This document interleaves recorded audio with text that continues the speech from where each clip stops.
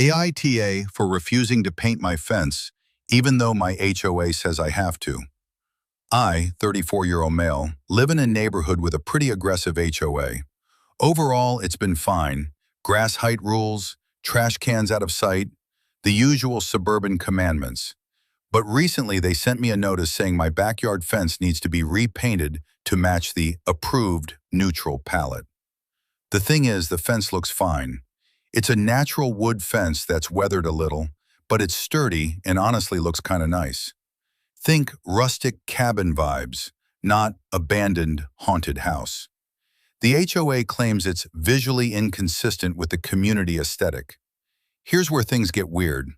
After I got the letter, one of the HOA board members actually came by while I was outside and started explaining how repainting the fence would be a satisfying weekend project.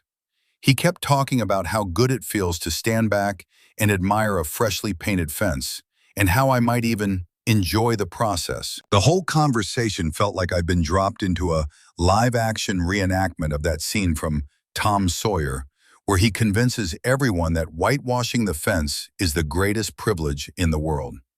Except instead of neighborhood kids volunteering to help, it's a bunch of retirees in polo shirts telling me how lucky I am to spend my Saturday painting.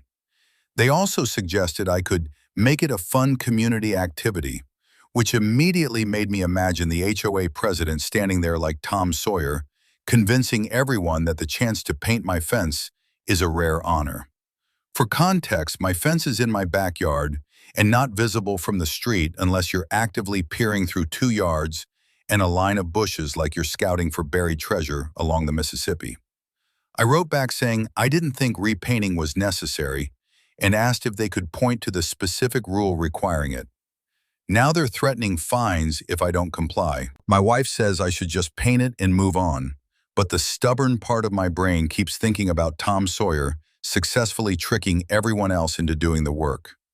Meanwhile, I'm apparently the sucker who's supposed to pay for the paint, buy the brushes, and do the labor because the HOA says the fence isn't beige enough.